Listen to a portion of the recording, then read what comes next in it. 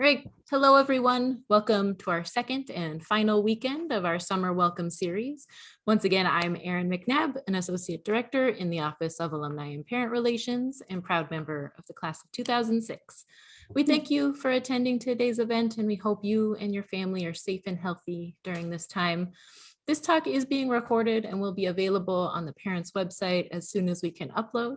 So please feel free to type your questions into the Q&A box, not into chat, and we will try to get through as many questions as we can after the presentation. And just a heads up, I will save any questions unrelated to academics and pass them along to be answered either at our health and wellness event, which is next, or the Inside Mud event, which is later this week. This event is going to focus specifically on your students' academic life. So now a brief introduction. Marianne is from the Office of Academic Affairs, which is devoted to academic well-being and success of our talented students. The office supports students in their academic pursuits, intervening when academic difficulties arise, and links them with academic and personal resources on campus while fostering strong ties between faculty and students. So I hand it over to you, Marianne. Take it away. Yeah. Thank you, Erin. Welcome everybody.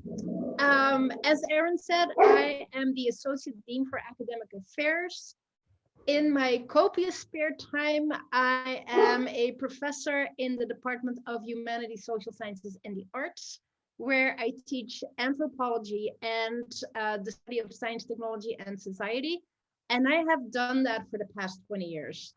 The academic dean's job, I stepped into that a little bit more recently. This is my 2.5 years. And so I think I know some things. I by no means know everything. And of course, you know, in this kind of strange, uncertain landscape, there will be questions that I might not be able to answer.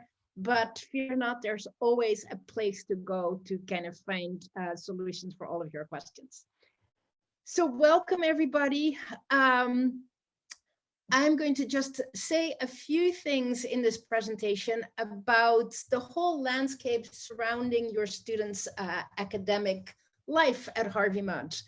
And as you know, the academic landscape, the teaching and learning landscape has been completely shaken up in the past 1.5 to 2 years. We are hoping and we are counting on having our students fully on campus in the fall. And so everybody that I speak with, everybody that I know is really clamoring to see your students in person. That landscape is of course always subject to change. I think if we have gotten accustomed to anything, it's the possibility that things will be changing overnight.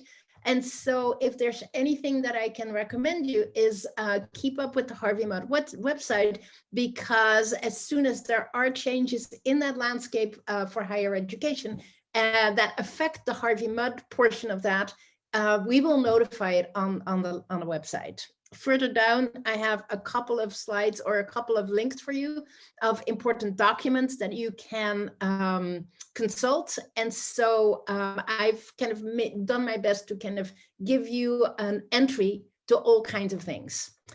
The one thing that I want to assure you of, the one thing I hope you get from this presentation is that we, together with a number of different constituencies at the college, try to really provide a solid, deep, and wide network of support for your students. And so even if the landscape is a little bit strange to most of us, that network of support is going to be there. And that is something of which you can be assured and of which your students should also be assured. What I want to touch upon today is I'm going to introduce the academic dean's team. That's the team of persons who are the first in line when students have academic struggles. I'm going to talk a little bit about learning and living at Mudd in the fall of 2021, and you will hear much more about that in the next presentation to do with wellness. I'm going to talk about the core curriculum, which is the set of courses that your student is going to be facing in their first semester.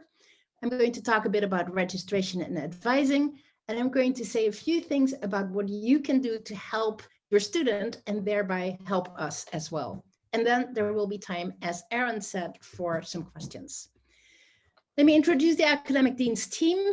I'm Marianne de Laat. I've introduced myself. I'm the ADAA, as we call it for short. Professor Elizabeth Connolly is the Assistant Dean of Academic Affairs. She lives in the physics department where she is an instructor. And so, like me, she is present in a lot of the first year courses. And so we know many of the first year students, if not in person, at least we know what they are exposed to in their first year by direct experience. We both kind of fall under the Dean of Faculty because we are both faculty members. Then we work with members of our team in the Division of Student Affairs. Amy Bibbins is the ADARS, as we call her, the Associate Dean for Academic Resources and Student Success. Dennis Kamakawa is the Coordinator for Student Accessibility, formerly Disability Services. We have close collaborations with the Division of Student Affairs, who are dealing with housing, protocols, honor code, and wellness. The Dean of Faculty, who is our kind of supervisor as far as academic matters are concerned. The Registrar's Office is a very close collaborator. The Core Curriculum Director, Professor Ben Wiederman, who oversees the core curriculum, which your student will be exposed to in the first year. And then we work with two faculty committees, the Academic Affairs Committee and the Scholarly Standing Committee, of which maybe in the future you will hear. Some students will never be in contact with those committees. Most students do at one point have something to do with them. The academic deans connect students to the resources that help them thrive academically at HMC. Students at MUD tend to associate personal wellness with academic success, which can lead to difficulties. And so we see it as one of our primary tasks to support and promote a healthy life-work balance for all. Very often when students do face academic challenges, we can intervene by kind of promoting for them a more healthy balance of things. Maybe it means that they drop a course. Usually we find solutions, and we are supportive of making sure that the students are not overtaxed. The academic deans kind of run through the list. We advise students regarding course loads and academic trajectories. In collaboration with the Registrar's Office, we monitor the progress of all students. We provide resources for students who encounter difficulties in their coursework. We mediate between students and faculty when illness or other unforeseen circumstances arise. We assist students in balancing academics, co-curricular activities, and well-being. We connect students with academic and mental health resources if and when necessary. We connect students with accessibility and disability resources when needed. We assist with petitions to the Scholarly Standing Committee, and we oversee overloads, withdrawals, individual programs of study, and off-campus major. And when you see that list, you probably get a sense of why it is that there is 4 of us. I have a couple of slides where I introduce the faces: Amy Bibbins, Dennis Kamakana, Liz Connolly, and myself, but I'm not going to kind of run through these slides because it takes a little bit too much time. And we're going to move on to Learning at MUD in 2021-2022. This semester, learning and living on campus resume, and we are all really jumping up and down because of that. All instruction is in person, in class, and at this time, we have no options for remote learning. DSA, Registrar's Office, Core Curriculum Coordinator, and the academic deans have been preparing to return to campus. Protocols are in place to keep your students both connected and safe, and I cannot emphasize that enough. We have all kinds of things in place to keep your students connected with each other in a collaborative spirit, but also to keep them safe. I've listed a couple of important documents, and Aaron is going to put those in the chat so that you can take over the links. We have the Student Enrollment Agreement, which all incoming students have seen and have submitted to us. And so probably you're familiar with that document. It really kind of lays out the risks and the safety of our protocols and our practices going forward. We have the COVID-19 Stay Safe at MUD website, which is an important website because that is where we update all the information that comes at us and the changing protocols and changing practices. And so I think it's a good website to kind of have in your bookmarks because it's one of the go-to places for all your questions. The Academic Catalog 2021-2022, which is on the registrar's website, is an important document because it lays out all the policies, all the expectations, and all the things that our students need to kind of, be appraised of and aware of as they want to be a full and functioning student at MUD. We have a document that goes to the core curriculum in which you can read what exactly the requirements of that core curriculum are. And then we have an academic calendar, which has just been posted and on which you can see all the dates for very important things like Thanksgiving vacations, fall breaks, end of year breaks, et cetera, et cetera. But also things like last date to drop, last date to withdraw, last date to, for all kinds of things. And so it has important information. So what to expect in the fall 2020 learning environment? As I said, all core classes, as all other classes, will be offered in class in person. In order to assure safety, students are expected to have submitted proof of vaccination against COVID-19. And as of Friday, this last Friday, the vaccination rate amongst students was 94%, which I found astoundingly high. Since then, we have received proof of a couple more vaccinations. And so the number is now well above 94%, if I understand that correctly. We are also expecting proof of vaccination against seasonal flu, and the reasons for that should probably be clear. Vaccination is mandatory for staff and faculty, and vaccination rollouts have begun in March 2022. And so people have vaccinated themselves or have been vaccinated in great numbers. And so that is also one of the policies of the college. Testing and quarantine protocols are in place for those who develop symptoms. Social distancing, enhanced cleaning, hand hygiene, masking, and glove requirements all remain in place throughout the semester. So the challenges obviously are to design a new normal, not to fall back into the practices from before COVID, taking the lessons that we have learned, because I think it's clear to everybody that re-entering an in-person world can be challenging for all of our constituencies. In addition, not only incoming, but also returning students will have to learn how to live and learn together all over again. DSA, academic deans, and faculty are preparing for extra counseling regarding living safely, honor code protocols, and collaborative learning. And so we're all, prepared to kind of, meet our students with a similar kind of kindness and flexibility that we have really been practicing in this past year and a half.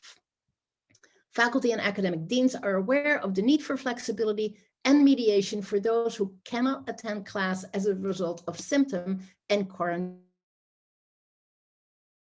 Just to reassure you that if a student because they have symptoms and they cannot attend class, we are there to kind of mediate between them and a faculty member. We are there to kind of help them with extensions. And for all of these related problems, they can address the academic deans. In addition to kind of ensure safety, the HMC meetings policy means that social distancing rules remain in place. Key celebratory events will be online, including new student orientation, disorientation today, convocation, all of these things will be virtual. The college encourages that all meetings of staff and faculty will be virtual. And office hours meetings with mentors, counselors, and academic deans will be either online or in person at the participants' discretion. Opportunities for collaboration and collective studying will be available in person and online. And there are a lot of these opportunities because we really emphasize that Harvey Mudd is a collaborative learning community. And so these are the things that we really want to have in place. What to expect academically? Recently, Harvey Mudd has reduced its graduation requirements. And now, in order to be recommended by the faculty for the Bachelor of Science degree, students are required to complete satisfactorily a minimum of 120 credits. You can find this, by the way, in the catalog. So we reduced that from 128 in the idea that learning a little bit less content, but perhaps more deeply, is to the advantage of our students. What remains in place is a common core. And in the first year and a half, your student will have most of their courses as a part of that common core. Students sample in that common core all disciplines at the college, and thereby they build a foundation for what they're going to be doing later. One misconception needs to be cleared away right away. Core is not about weeding out. We strive to keep everyone who has been admitted to the college on board by fostering a communal learning environment. And our goal is truly and honestly for all to succeed. And that is also one of the reasons why we have a robust academic dean's team in place. The core is a tough program. Not everybody will excel in everything. So we're hoping to enable everybody to succeed, but that doesn't mean that everybody will have A's in all of their classes. Forming and fostering a community of learning means that we encourage helping each other and learning together. And for some students, that's a real transition because they are used to make their marks individually. And here we really emphasize from day one that their success really depends on the way in which they can help, but also lean on others. They have many opportunities to work together. We do it structurally in most of our classes.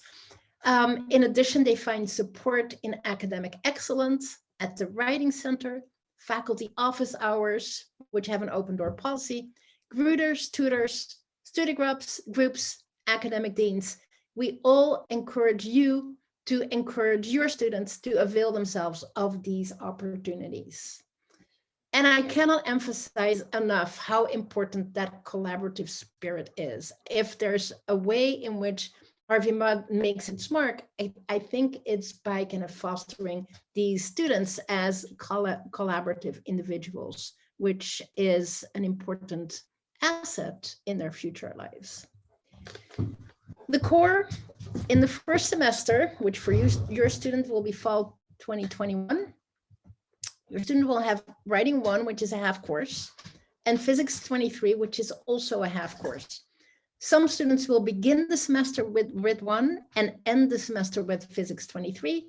Other students will begin the semester with Physics 23 and end it with Writ 1.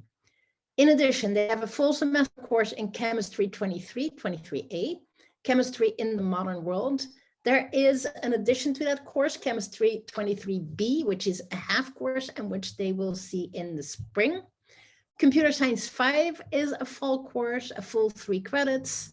Math 19, Calculus, a full 3 credits. And then either Chem or Bio Lab. That gives them 13 credits of core, which means that there is a little bit of room for some other stuff. We advise maybe taking an elective, taking an HSA course that is in the future going to kind of satisfy one of their HSA requirements, maybe take interdisciplinary studies intro to climate change, take physical education, very important, there is a phys ed requirement, take music or language or another requirement. Music is part of the HSA requirement, so they can take music for credit. Language is also fits also under the HSA requirements, so language can also be taken for credit. Grading in the first semester is on a high pass, or no credit basis. That means that the students have an opportunity to kind of phase into their college education, to get used on being away from home, to getting used to living on campus with other students. These courses, because they're graded high pass, pass, or no credit, have no impact on their future GPA. Physical education courses are always graded pass, no credit, and most other courses that they might take are letter graded in the fall, except courses numbered below 50 and courses that are listed on an approved first-year elective list. So there are a number of courses that are especially appropriate for first-year students, and those are also graded pass, high pass, no credit. In the next 2 semesters, students will continue core. In the spring of the first year, they take Bio 52, Introduction to Biology, 3 credits.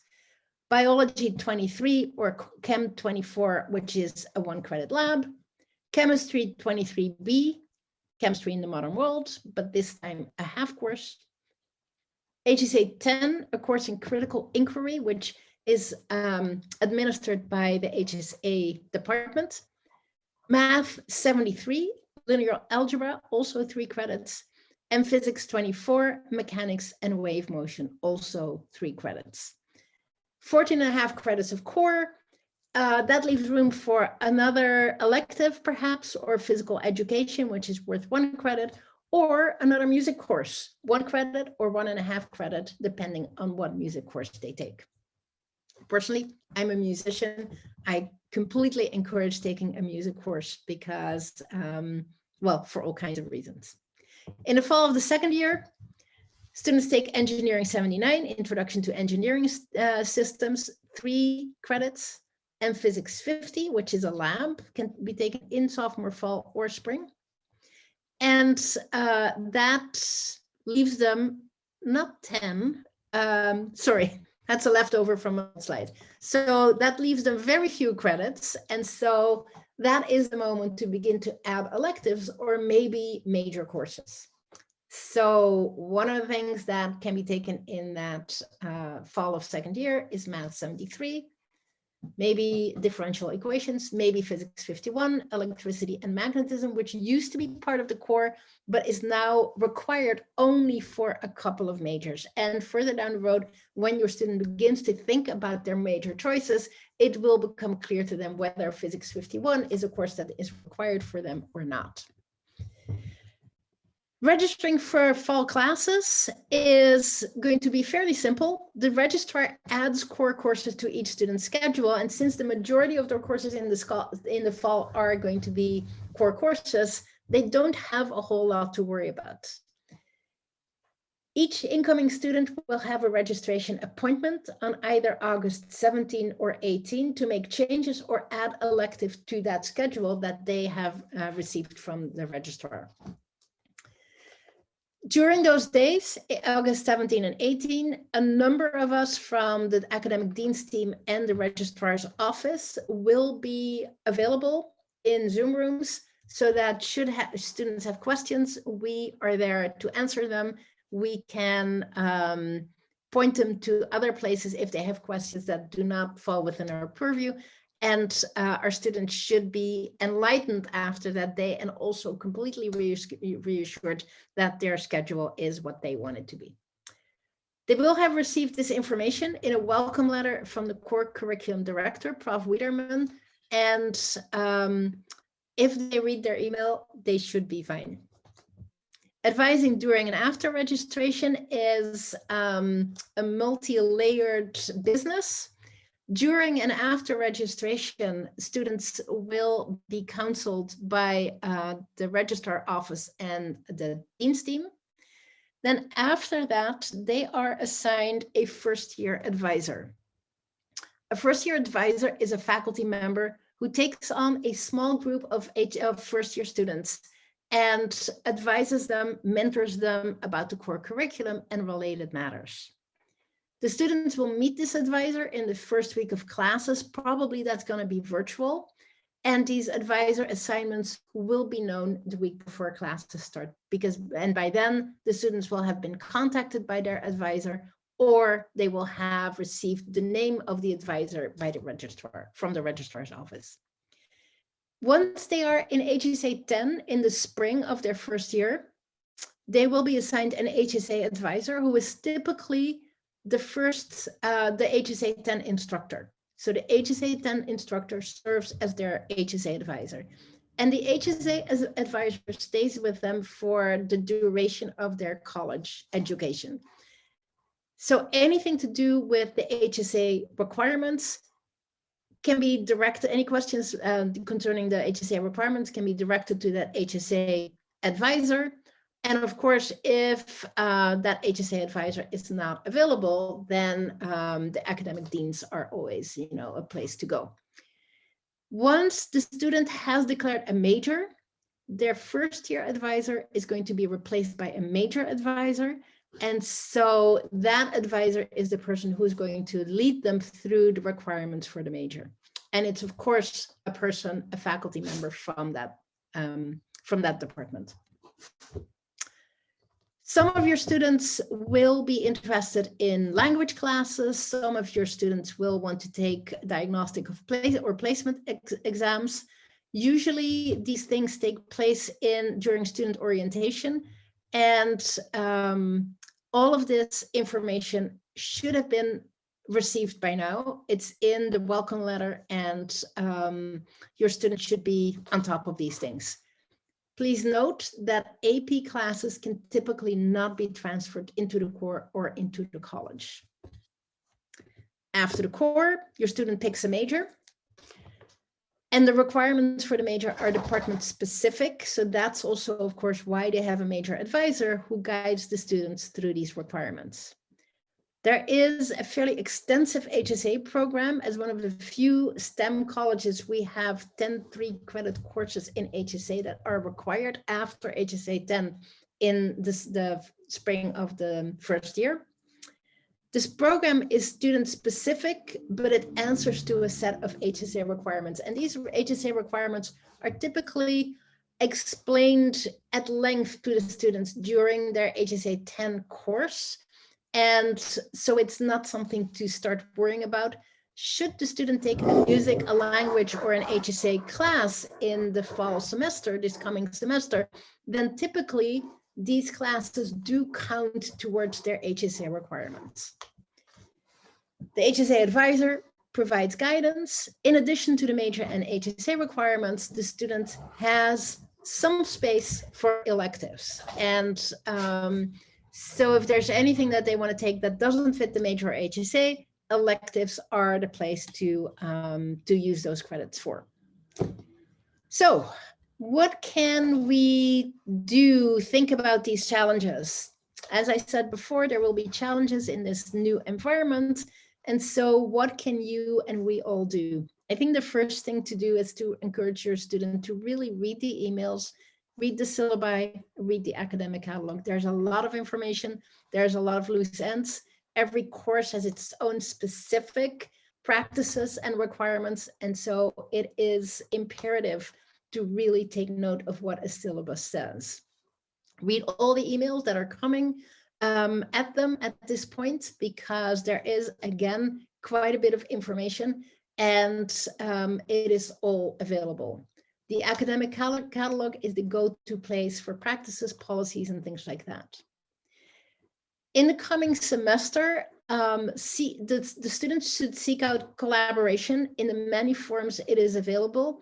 And if at some point they feel at a loss and they share that with you, encourage them to find people to collaborate and encourage them to seek help from the academic deans, because we can usually point them to the places where collaboration is possible. Encourage them not to be shy or tardy in seeking help. They might be floundering at some point. They might feel that they're losing their grip on the course material. Usually that's easily remediable, easily fixable, as soon as they are on the ball and step up and note that they might kind of have to go talk to an advisor or a faculty member, an instructor. Encourage students to support and keep an eye out for other. As I said, this is a collaborative community, but it's also a living community. And so we take care of each other. Mothers take care of mothers. Let them be aware of the many forms of support that are available. academic support, learning and study skills, learning differences, illness and personal circumstances, balance, wellness, and mental health. If a student is struggling with any of these things or just has questions about them, point them to the academic deans, because we can either connect them with resources or point them to another place that is more useful to them. So in many of these cases, I would encourage all of you to contact us, especially the students, to contact us if and when they are in doubt. If we are not the resource they need as academic deans, we can point them to the right place. That concludes my my thoughts, and I will be happy to answer your questions in as much as I'm able. Aran? Thanks, Marianne. Do you want to stop sharing your screen so it'll just be? Yes, us let me on? do that. Yes. Perfect. So we do have some questions. Since there is no remote learning option this fall, people are asking if a student does need to quarantine for a COVID-19 issue, how will their academics be handled during that time? Yeah, that is, of course, something that we will have to negotiate on a case-by-case basis, because we are not sure how each faculty member individually handles these things. We are encouraging flexibility. We're also encouraging people to build in some elasticity in their course offerings. Sometimes that's easier to do than at other times. I can imagine that in certain lab circumstances, for instance, an experiment might have to be forfeited, but might be able to be kind of done at a later date. So it's going to be depending on the faculty member. The academic deans mediate between students who are facing such difficulties or challenges. And in most cases, I'm absolutely sure that we will find a solution that is workable for the student, but that also doesn't compromise course content. Important balance to strike. Right, and the academic deans work closely with the Division of Student Affairs, who might be the first ones to learn of a quarantine situation. So all of the support staff will know what's happening with students as it happens. So yeah, and maybe to say something about that, we have a weekly meeting with the care team, as it's called. And so when cases arise, we are appraised of it. And of course, since Amy and Dennis are living in DSA and we meet with them pretty much every day, there's a lot of opportunity for exchanging notes about what's going on. Great. So the next question is, will the students be able to see what kind of their core courses actual timed schedule is before the 17th to help them get an idea of elective options, or is kind of the 17th is when they'll know? I think their schedules will be known beforehand. At least in the past, that was always the case. But that is really a registrar question, because it's the registrar who administers these schedules, who crafts these schedules. And so I am loath to promise this, but I do expect it. I do also want to suggest, even if you have to wait till the 17th, that is plenty of time to look through the elective catalog to find ones that might fit into your schedule. Yeah. And there's plenty of electives on the 5 Cs. So finding one to fit your schedule should not be too difficult. Marianne, do you know when the email from the registrar is going out? No, I don't. Sorry, I don't. And it'll literally be from the registrar's office, registrar@hmc.edu, to your students' g.hmc.edu email address. So that is who we are contacting about stuff. Yeah. So we have a parent talking about the diagnostic test results. And if you could address maybe the differences between some of the different levels of the core classes, and do different versions open up enrollment to later electives, or are there any benefits to being challenged? No, the benefit is for the student. And so for some students, it's really better in this first semester not to challenge themselves too much because things are going to be challenging enough already. In physics, the difference between the different tracks, if you will, or the different versions of a course are the content is pretty much the same, and they lead to for what benefit to take one or the other. It's just that one track, if I don't remember where, is a little bit more mathematically oriented, a little bit more theoretical, if you will. Another is more practical. A third is more oriented towards shoring up some knowledge that students in certain circumstances might not quite have. And so, but all have kind of globally the same content and lead to the same next steps or prepare for the same next steps equally. And for CS, it's pretty much the same. There are tracks. They are also dealing with the same content. I think one track is going to go into theoretical depth a little bit more than others, while another track gives a little bit more practice opportunity. And it's also, I don't encourage it, but I have had students who have switched tracks, you know, somewhere early on in the semester when they felt that the other track might be more appropriate for them, or when the instructor felt that the other track might be more appropriate for them. That is never a promotion or a demotion. It's rather an assessment of what would benefit the students and the students' interest the most. Great. Then answer to the question? I think so. I think that's really helpful in that it is already challenging, even at the base level. Like I don't think anyone should assume if they're not jumping ahead that they are being left behind. They are not. They are starting at a really strong base, and it will be difficult even if it is just the base. And the very idea of jumping ahead is how do I say this? I would like students to be very cautious with that impulse. I think I've said somewhere in my presentation that students do tend to identify their well-being with their academic success. And being overly ambitious, it can be really confrontational for students. It can be difficult to realize that what they thought was going to be easy for them is more challenging than what they think. And so I really would like them to be ambitious about doing what they're doing well and with pleasure. So that's the thing that for me is the most important thing, that they don't forget that they should gain some pleasure from how they're learning and what they're learning. That's a great point. We got a question, is PE required, or is there any athletic exemptions? No, of course, barring exceptions, when somebody is injured or is physically, really kind of hard pressed to do PE, then we can make exceptions, but it's always by petition to the Scholarly Standing Committee.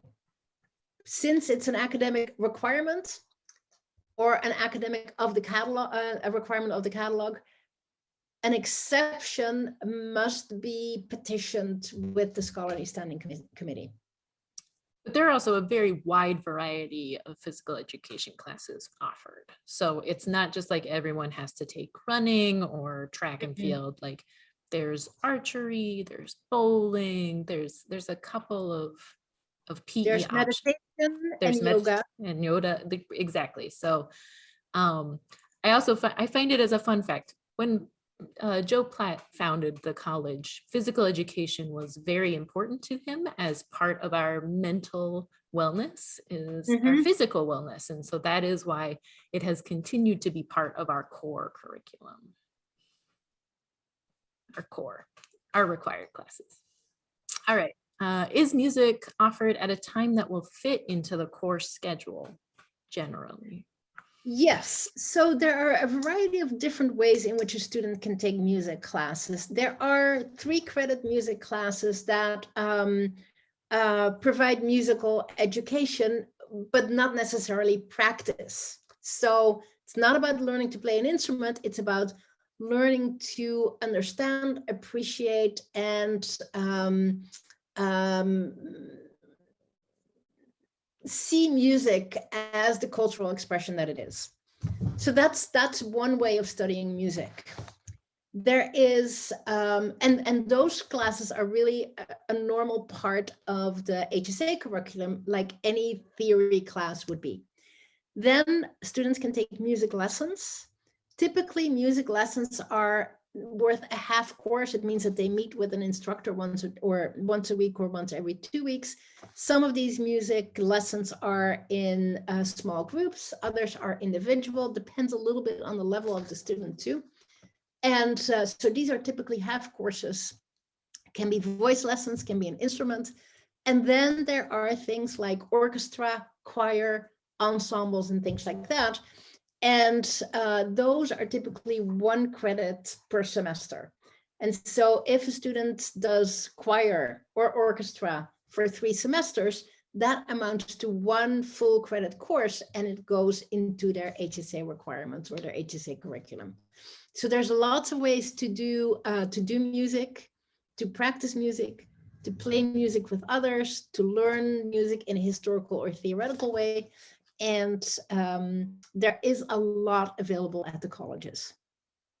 Yeah, someone asked in response, I read that you could take one-on-one vocal lessons. Is that true? Yes. Are there prerequisites? And where can they find that? Yeah, so the student will audition. And if they are not someone who has taken singing lessons before, then they will probably be put in a small group for singing lessons. If they already have a certain proficiency, then it is likely that they will be put in a one-on-one. And then there's orchestra, small orchestra, choir, small choir, large choir, all kinds of things. And is that usually listed in the course catalog with the course description, or do you have to go to the music websites of like Scripps in order to find that out? In the catalog, you will find music MUS. So music courses are listed under MUS, but music instruction all has the same number. And so you will have to go to Scripps or Pomona to find the instructors and the instruments that they play and teach.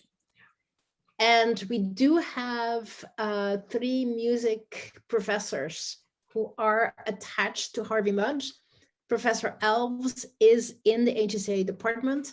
Professor Cam and Professor Kubik are at Scripps and at Mudd. They have double appointments.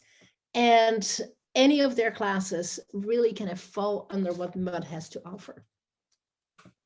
I'm going to keep on this music because we've gotten a few more questions. Sure. Are drums or percussions a choice as well, like percussion? Yeah, absolutely. And we need them in orchestra. Yeah. So yes. Great point. And then, so how does signing up for auditions work? Do they say register for the class and then sign up for auditions, or are auditions posted through emails? They should go to the music website at either Pomona or Scripps, yeah, and find the information there, because it's a little different for the different instructors for the 2 different colleges. And so that's the music departments at Scripps and Pomona have more information on their websites.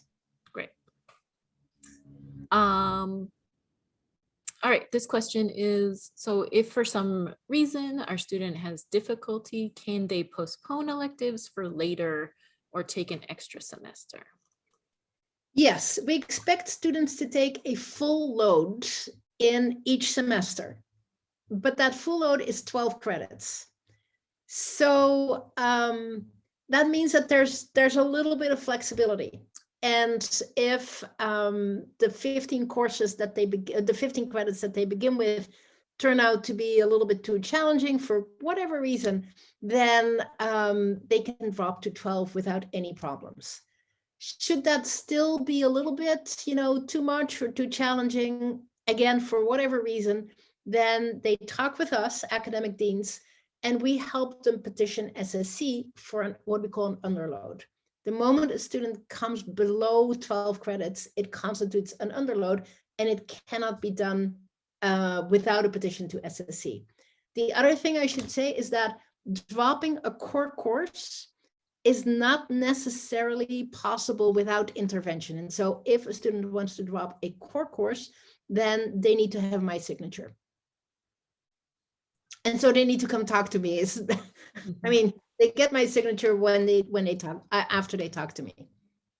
Right. It's a conversation, and it's a conversation. Yes. Checking on what reasoning and all the things that go into making those choices. And of course, these conversations are an opportunity to check in with the student, to check in how they're doing, to keep a finger on the pulse, to gauge whether other resources might be necessary. And so those conversations are not purely summary, they're really about getting to know each other and figuring out how best to be of use. Absolutely. So, question, can you take courses at the other colleges this fall semester, including economics? I should have said that, shouldn't I? Yes. So these electives, of course, core courses belong to MUD and need to be taken at MUD in most cases. Other courses, electives, can be taken at the other colleges. And in the future, students will find this refreshing, and they will want to take a lot of courses at the other colleges. And it's one of the great things about the Claremont constituency, that kind of back and forth between the colleges is possible. And for this fall, since all classes are masked indoors, they can go take classes at other colleges where they will also be masked indoors. Yes, right. Yeah. So as far as I know, at this point, that is possible. Right.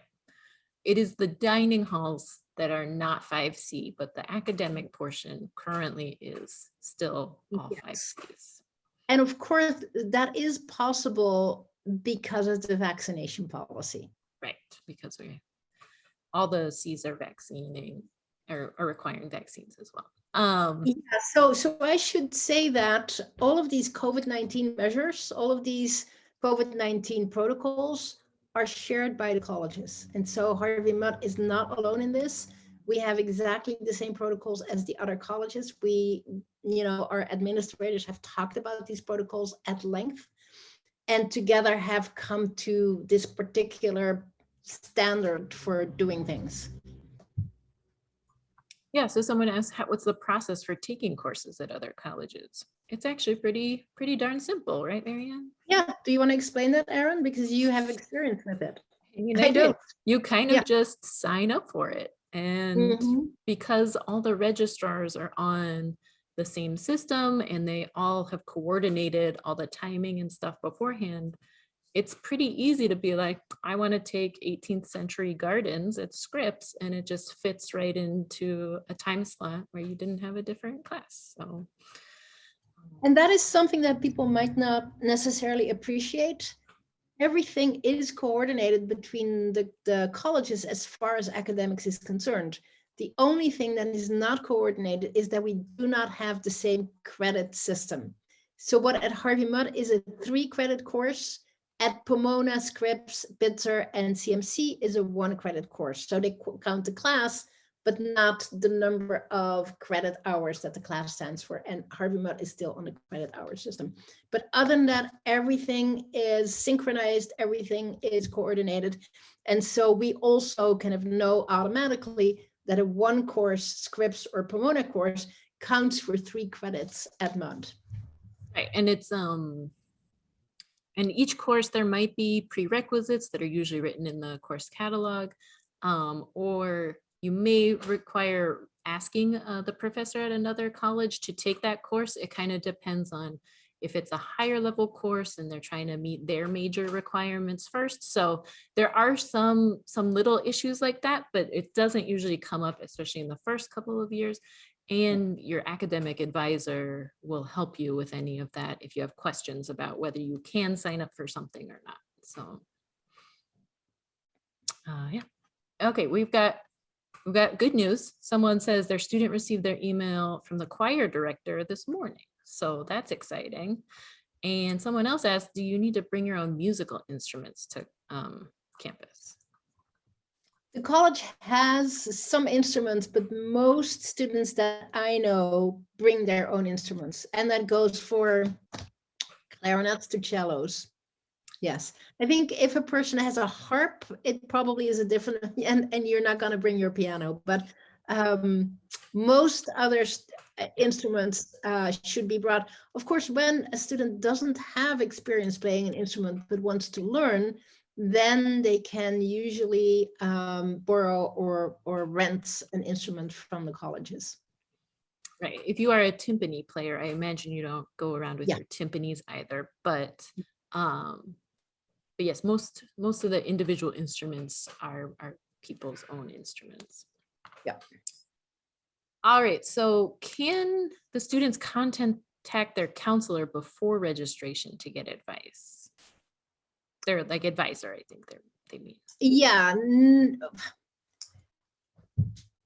We do not encourage this because really they don't need much more than what they have received, and they don't need anybody else but the people who will be ready for them on the 17th and the 18th.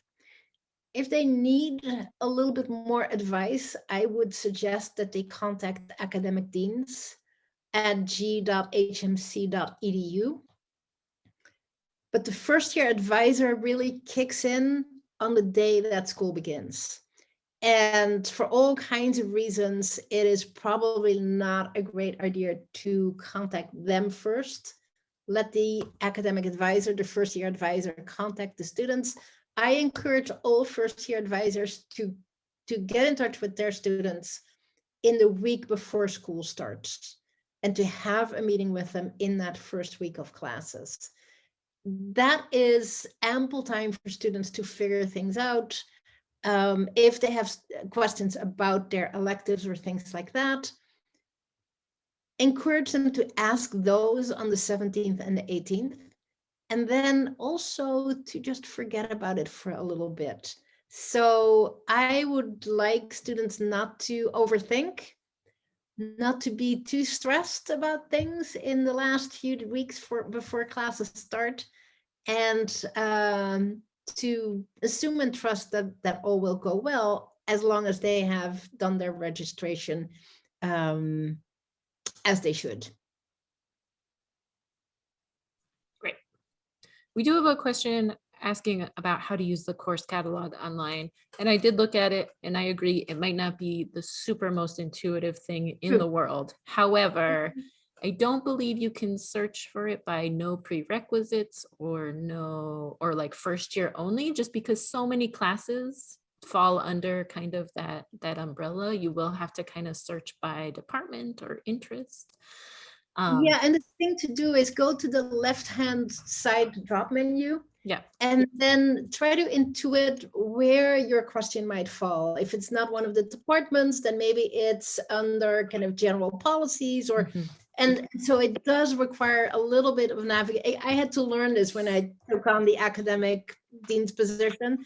And, but it is maybe not transparent at first sight, but then once you've kind of, leaf through it, yeah, virtually you understand where things go. Yeah, you click through a lot of things. Usually a lot of electives will be humanities, social sciences, and the arts potentially, or interdisciplinary programs. So if those are headings you want to look in for kind of the elective area, but it'll just take a little bit of clicking around and reading through it to kind of figure out the site. So if you still have questions, you can always reach out after you spend some time looking at it. Sure.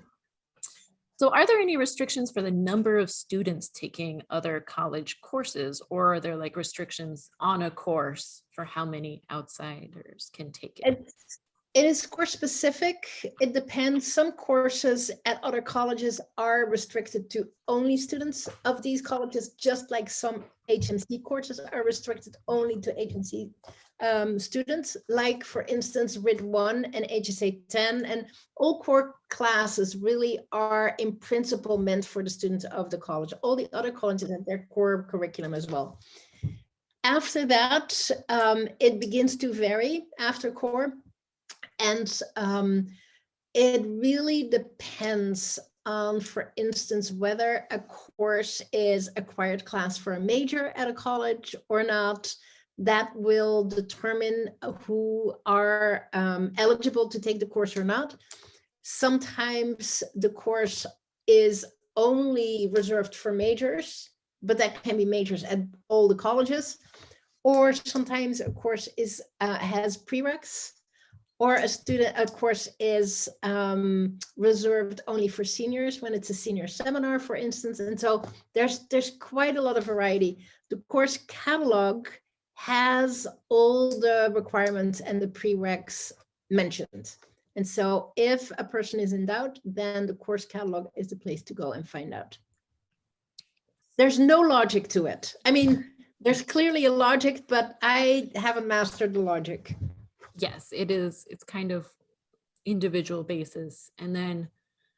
And your student will get used to it, and they will get advice from other students as they go through it, and they will get hints as to which classes do what and have which requirements. So once your student's on campus and talking to other students, they will get also a lot of student advice on academics as well. Yeah. All right, last question before the hour, because we're almost done. We have a parent of a deferred student, and so they're wondering what kind of extra eyes will be on a deferred group of students potentially. As soon as a student defers, they are technically separated from the college. And so they are not, they do not fall under our purview. And of course, you know, before, I think this is referenced like they deferred last year, so now they're coming in this year. Okay. Yeah, I understand. Yes. That is a great question. I think we don't have an automatic, protocol in place that asks us to pay extra attention to the deferred students. If a student feels, or you feel, that it would be useful to put some, to put an eye out for the student, then contact us. Just let us know. And we will be happy to take that into consideration and to keep an eye out. yes. I imagine a lot of focus will be placed on all the students this year in general, because it is a transition year and it'll be kind of Sure. But we cannot see everything and everybody. And so we really depend to a large extent on people self-reporting that they are facing challenges. We get information from other students, from faculty, a lot of information from faculty. We keep an eye out, and we keep very regular lines of communication open with faculty. We have a weekly meeting in which we ask for feedback on whether the first year students are doing well, whether somebody begins to be invisible, whether, things like that. And so we have a lot of information, but we cannot see everything. And so I cannot emphasize enough that people who do feel that they're facing a challenge that they're not used to, that they need some help with, they seek resources and contact us. Always good advice. All right. Yeah. I think that's it for today's event. Thank you so much, Marianne, and thank you to our audience for your questions. My pleasure. Really helpful advice for parents. Thank you for attending. I don't want you to go too far, families, as we do have our second session of today in just a little while, starting at 11:30 Pacific time, which is in 29 minutes. We will have our health and wellness panel. Some of the questions that were submitted will be answered there as well. And then, well, yeah, we'll cover healthcare, mental health services as well. So using the same webinar link you used for this session to join that next one, but for technical reasons, I have to shut this one down and restart it. So take a break, stand up, stretch, get some water, and do whatever you need to do before that one starts shortly. If you aren't joining us for our second session, I do want to remind you that to join our virtual summer hangouts where parents can chat with other incoming parents and PLC members, our Parent Leadership Council members, to get more answers to their questions. So our first one is actually later today. So I will put that link in the chat to get you the list of events to see the full schedule. So you can find always additional information at the parents website, hmc.edu/parents, and email parents@hmc.edu with any additional questions. And we'll pass it along to whatever office it will be most helpful in answering. So thank you again for joining us. We will see you back here shortly. Thank you again, Marianne. Bye.